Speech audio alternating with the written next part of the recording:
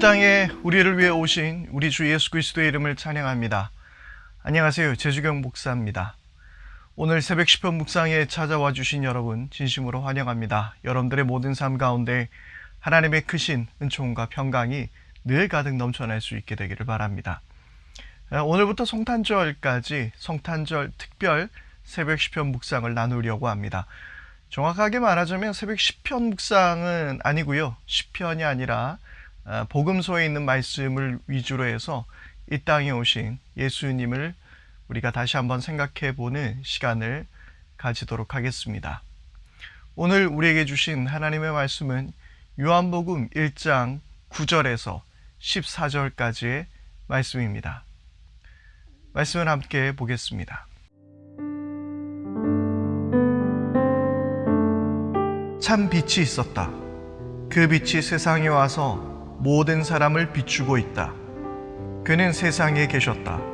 세상이 그로 말미암아 생겨났는데도 세상은 그를 알아보지 못하였다. 그가 자기 땅에 오셨으나 그의 백성은 그를 맞아들이지 않았다. 그러나 그를 맞아들인 사람들, 곧 그 이름을 믿는 사람들에게는 하나님의 자녀가 되는 특권을 주셨다. 이들은 혈통에서나 육정에서나 사람의 뜻에서 나지 아니하고 하나님에게서 났다. 그 말씀은 육신이 되어 우리 가운데 사셨다. 우리는 그의 영광을 보았다. 그것은 아버지께서 주신 외아들의 영광이었다. 그는 은혜와 진리가 충만하였다.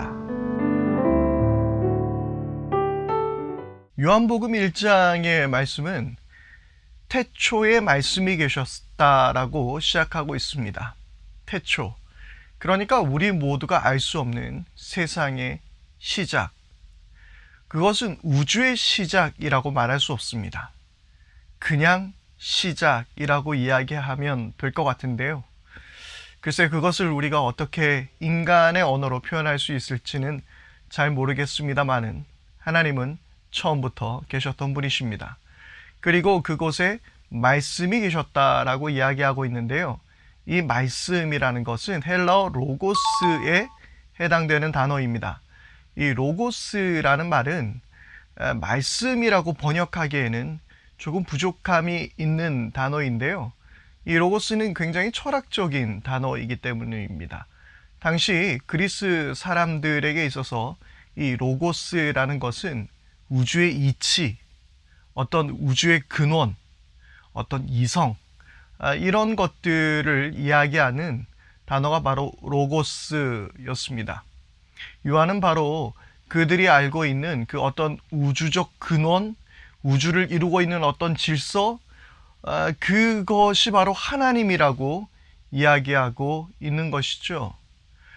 어떻게 보면 이 말씀이라는 것도 번역을 잘한 거라고 생각할 수도 있는데요. 그 이유는 바로 하나님은 말씀으로 세상을 창조하셨고 지금도 우리 가운데 성경이라는 말씀으로 우리와 함께 하시는 분이시기 때문에 그렇죠. 그래서 결국 이 성경 말씀이 하나님에 대해서 이야기하고 있으므로 그 말씀이 하나님이셨다라고 이야기하는 데는 또 그만큼 탁월한 번역도 없을 것 같아 보이기도 합니다. 아무튼 하나님께서는 태초부터 말씀으로 함께 계셨는데요. 하나님께서는 그리고 이 땅 가운데 바로 예수님을 보내주셨죠. 예수님은 빛으로 이 세상 가운데 오셨습니다. 어둠은 빛을 싫어합니다. 왜냐하면 빛이 있으면 어둠은 사라져 버리기 때문에 그렇습니다. 결코 그 어떤 칠흑과 같은 어둠도 빛을 삼킬 수가 없습니다. 빛은 어둠을 이기게 되어 있습니다. 그런데 특히 빛이 밝혀졌을 때에 그 빛을 싫어하는 사람들이 있습니다. 그것은 바로 몸이 더러운 사람들이죠. 이제껏 더럽게 살아왔는데 그냥 내 멋대로 죄로 내 몸이 가득 더러워져 있는데 이 빛이 오니까 자신들의 그 더러움이 드러나는 거예요. 그 전까지는 신경 쓰지도 않았었는데 빛이 다가오게 되자 더러움이 드러난 것입니다. 그래서 그 빛을 거부했던 것이죠. 그것이 바로 오늘 우리가 함께 읽었던 이 말씀의 내용입니다. 그러나 그 빛을 받아들인 사람들은 누구나 다 하나님의 자녀가 되는 그 권세를 우리에게 주셨죠. 혈통이나 어떤 육정으로 이어지는 것이 아니라, 우리 어떤 족보로 이어진 관계가 아니라 하나님의 방법으로 이 땅 가운데 우리로 하여금 하나님의 자녀가 되는 그 길을 예수님을 통해서 드러내 보이신 것이죠. 그리고 14절 말씀을 다시 한번 우리가 보도록 하겠습니다. 그 말씀이 육신이 되어 우리 가운데 사셨다. 우리는 그의 영광을 보았다. 그것은 아버지께서 주신 외아들의 영광이었다. 그는 은혜와 진리가 충만하였다. 하나님의 말씀이 육신이 되어서 우리 가운데 사셨다라고 말하고 있습니다. 말씀이 육신이 된 것. 하나님 그분이 육신이 된 것. 하나님은 독생자 예수 그리스도를 이 땅에 보내주셨는데요. 하나님 그분이 오신 것보다 더 큰 사랑의 표시라고 저는 생각하고 있습니다. 하나님 그분이 오신 것보다 더 큰 사랑이야말로 자신의 독생자, 외아들을 우리에게 주신 것이죠. 자녀를 위해서 아버지가 목숨을 바치는 것은 그리 어려운 일은 아닙니다. 왜냐하면 자식을 사랑하기 때문이죠. 그런데 자식을 바친다라는 것은 그 이상을 이야기하는 것입니다. 하나님이 우리를 향한 사랑의 최상의 표현, 그것이 바로 독생자를 우리 가운데 보내주신 것이죠. 그래서 하나님 그분이 이 땅에 오신 것 이상의 의미가 바로 독생자 예수 그리스도를 우리에게 주셨다라는 말씀이라고 저는 생각합니다. 특별히 오늘 말씀에 보면 말씀이 육신이 되었다라고 되어 있는데요. 이 육신이라는 말은 그냥 살갗, 우리의 육체와 같은 flesh, 영어로 그렇게 표현하죠. 그런 것을 의미하고 있는데요. 여러분, 하나님이 사람의 육신이 된다라는 것, 이것을 우리는 어떻게 이해해야 하는 것일까요? 하나님이 육신이 된다는 것.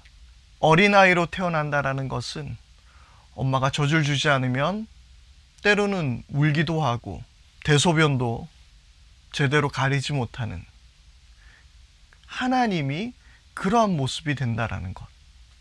여러분 상상이 되십니까?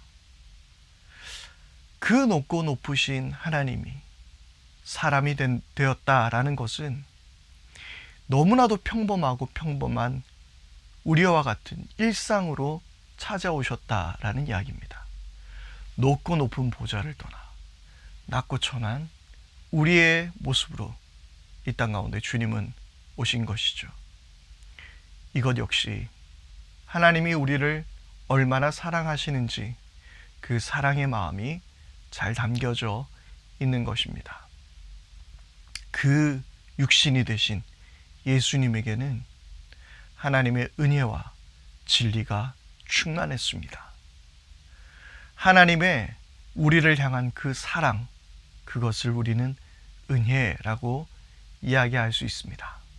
그리고 그것이 변하지 않는 것, 모든 믿는 자에게 하나님의 자녀가 되는 권세를 주시는 것, 주 예수를 믿으면 너와 내 집이 구원을 얻으리라는 그 말씀, 그 진리, 그것이 바로 예수님 안에 온전히 다 드러나 보이셨습니다. 2000년 전 예수님께서는 평범한 우리의 일상으로 찾아오신 하나님이십니다. 그리고 또한 그 예수님 안에 하나님의 완전한 은혜와 하나님의 완전한 진리가 다 담겨져 있습니다. 오늘 하루 그 예수님을 다시 한번 깊이 생각하며 오늘 하루를 보내기를 바랍니다. 함께 기도하겠습니다. 이 땅에 우리를 위해 오신 예수님, 하나님의 그 큰 사랑이 예수님 안에 온전히 다 담겨져 있습니다. 우리가 모두 그 사랑을 누리게 해주십시오. 사람이 되기로 작정하셨던 하나님의 그 놀라운 계획이 오늘 우리 속에 사랑으로 피어나게 하여 주옵소서. 우리 주 예수 그리스도의 이름으로 기도드립니다. 아멘. 이 시간 우리 함께 합심하여 기도하겠습니다.